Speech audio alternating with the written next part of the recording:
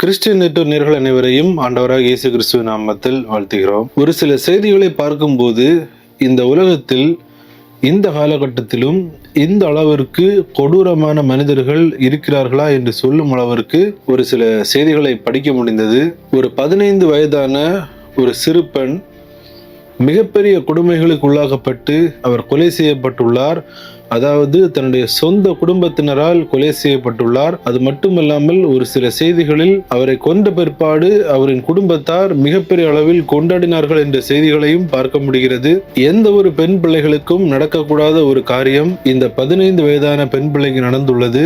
அது என்ன செய்தி என்பதை இந்த வீடியோவில் பார்க்க இருக்கிறோம். குறிப்பாக ஒரு ஜெப குறிப்பிற்காக தான் இந்த காணொலியை நம்ம பார்க்க இருக்கிறோம். இது மட்டுமல்ல, மேலும் ஒரு சில செய்திகள் இந்த காணொலியில் இருக்கிறது. இந்த காணொலியை தவறாமல் உங்கள் நண்பர்கள் அனைவருக்கும் பகிர்ந்து கொள்ளுங்கள். அவர்களும் பல தகவல்களை பார்த்து தெரிந்து கொண்டு ஜெபிப்பதற்கு அது ஏதுவாக இருக்கும். வாங்க வீடியோக்குள்ள போலாம்.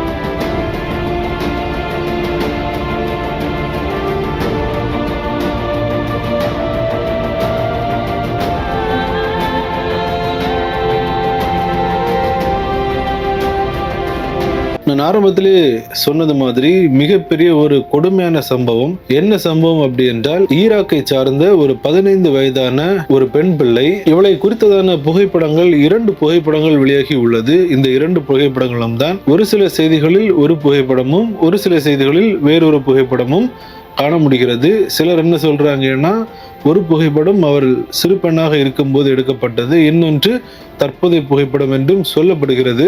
ஆனால் இந்த 2 புகைப்படங்களும் தான் செய்திகளில் நம்மளால் பார்க்க முடிகிறது. இவளின் பெயர் கௌதர் பாஷர் அல் ஹுசைஜாவி. இவள் ஈராக்கின் பக்தாத் மாவட்டத்தில் உள்ள அல் நஹரவான் என்று சொல்லப்படுகிற அந்த பகுதியில் அவள் வாழ்ந்து வருகிறாள்.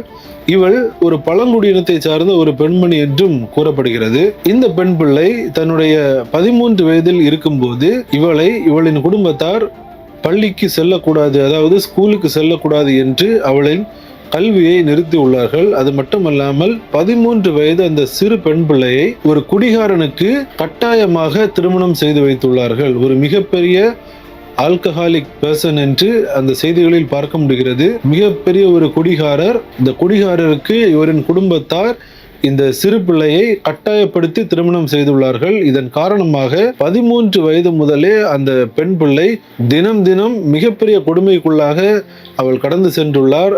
மேலும் அந்த நபர் குடித்துவிட்டு அவளை மிகப்பெரிய அளவில் தாக்குவதையும், அவன் மூலமாக அந்த பெண் பிள்ளை மிகப்பெரிய அளவில் கொடுமைக்கு உள்ளாக்கப்பட்டிருக்கிறாள் என்ற அந்த செய்திகளையும் பார்க்க முடிகிறது. கிட்டத்தட்ட 1 வருடம் கழித்து இவனின் கொடுமை தாங்க முடியாமல் அந்த நபரிடமிருந்து தப்பித்து மீண்டும் அவரின் வீட்டிற்கு வந்துள்ளார். ஆனாலும் அவரின் வீட்டை சார்ந்தவர்கள் நீ அவனோடு சென்று வாழ வேண்டும் என்று மிகப்பெரிய அளவில் வற்புறுத்தி உள்ளார்கள். ஆனால் நீங்கள் என்னை அவனோடு சென்று வாழ வைத்தீர்கள் என்றால் நான் தற்கொலை செய்து கொள்வேன் என்று அந்த பெண்மணி, அந்த பெண் பிள்ளை கூறியது நிமித்தம் சற்று அவரின் குடும்பத்தார் அமைதியாக இருந்துள்ளார்கள். இந்நிலையில் இது குறித்த வழக்கு நீதிமன்றத்தில் தொடுக்கப்பட்டு அவர்களுக்கு டைவர்ஸ் வழங்கப்பட்டுள்ளது. இதன் காரணமாக சில நாட்கள் அந்த பெண் பிள்ளை சற்று ஒரு நிம்மதியான வாழ்க்கை வாழலாம் என்ற சூழ்நிலையில் இருக்கிற சமயத்தில் அவரின் குடும்பத்தார் மீண்டும் வேண்டுமென்றே அவரின் உறவினரில் ஒரு நபரை நீ திருமணம் செய்து கொள்ள வேண்டும் என்று மிகப்பெரிய அளவில் அவளை துன்புறுத்தி உள்ளார்கள். எல்லாருக்குமே தெரிந்திருக்கும், ஈராக்குன்னு சொன்ன உடனேயே அவர்கள் எந்த மதத்தை பின்பற்றுகிறார்கள் என்று. மதத்தின் பெயரால், கௌரவத்தின் பெயரால் இப்படிப்பட்ட கொடுமைகளை உலகின் பல்வேறு நாடுகளில் சிறு பிள்ளைகள் அனுபவித்துக் கொண்டு வருகிறார்கள். அதில் இதுவும் ஒரு செய்தி.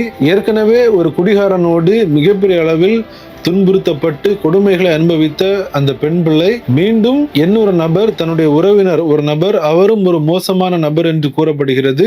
இவருக்கு இந்த சிறு பிள்ளையை திருமணம் செய்து வைக்க வேண்டும் என்று அவர்கள் எல்லாரும் பேசி அந்த காரியங்களை முடிவு செய்துள்ளார்கள். அந்த நபரும் ஒரு போதைப் பொருள் மற்றும் மதுபான வியாபாரத்தை செய்கிற ஒரு நபர் என்றும் அந்த செய்திகளில் நம்மால் பார்க்க முடிகிறது. இந்த நிலையில் இந்த மே மாதத்தில் அந்த பெண் பிள்ளைக்கு அந்த நபரோடு திருமணம் செய்து கொள்ள வேண்டும் என்ற அந்த பேச்சுவார்த்தைகள் எல்லாமே முடிவடைந்து திருமணத்திற்கான அந்த ஏற்பாடுகள் நடைபெற்றிருக்கிறது.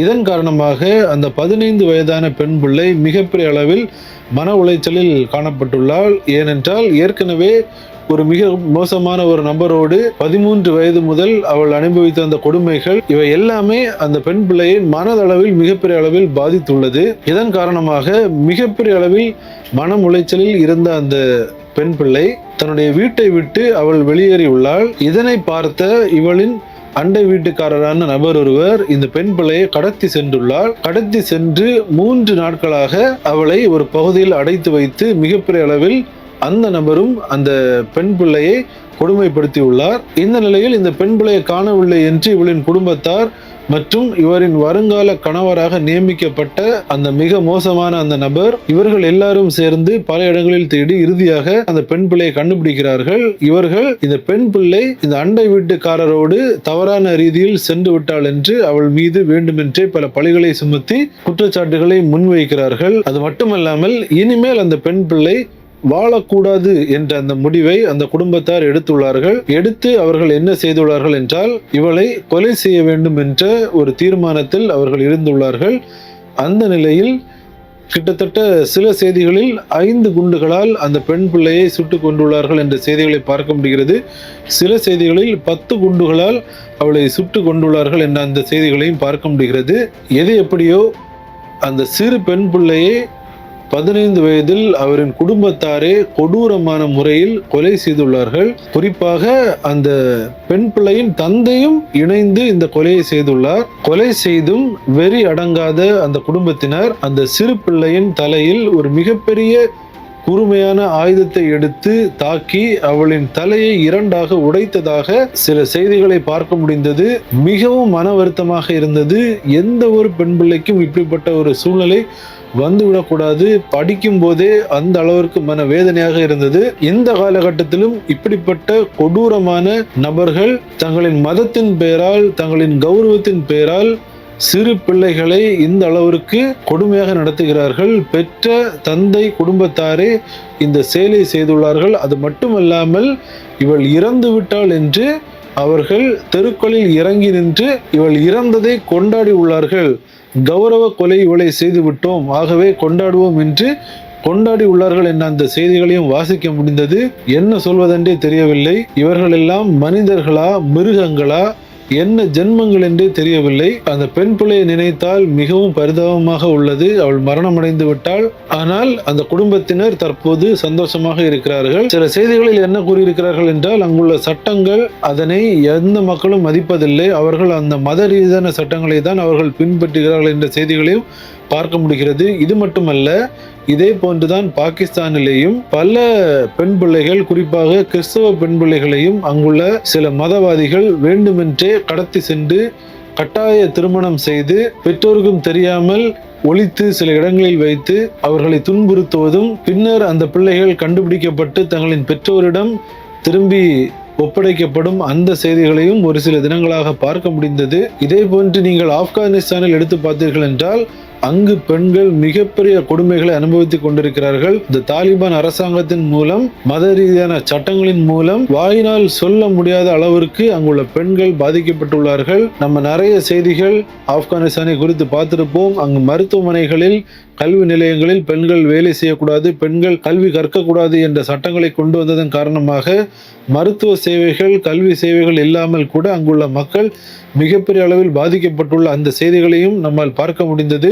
இந்த அளவிற்கு இந்த காலகட்டத்திலையும் கொடூரமான சட்டங்கள், கொடூரமான மக்கள் நம்முடைய உலகத்தில் வாழ்கிறார்கள் என்று சொல்வது வெட்கக்கேடாக உள்ளது. இவர்களின் மனக்கண்கள் எல்லாமே திறக்கப்பட வேண்டும். நாம் பார்த்தது இந்த ஒரு செய்திதான். இதே போன்று மதத்தின் பெயரில் உள்ள சட்டங்களை உள்ளடக்கிய நாடுகளில் மிகப்பெரிய அளவில் பெண் பிள்ளைகள், பெண்கள் கொடுமைப்படுத்தப்பட்டு வருகிறார்கள். சில இடங்களில் கணவன் கொலை செய்யப்பட்டு மனைவி மிகப்பெரிய கொடுமைகளை அனுபவிக்கிறார்கள். இவை எல்லாவற்றையும் நம்மால் பார்க்க முடிகிறது. இந்த செய்திகளை பார்க்கிற நாம் இதற்காக ஜெபிக்க வேண்டும். இப்படிப்பட்ட கொடூரமான குணமுடைய அந்த நபர்களின் மனக்கண்கள் திறக்கப்பட வேண்டும். இவர்கள் அந்த மதத்தின் பிடியில் சிக்கியிருக்கிறார்கள், சாத்தானின் பிடியில் சிக்கியிருக்கிறார்கள்.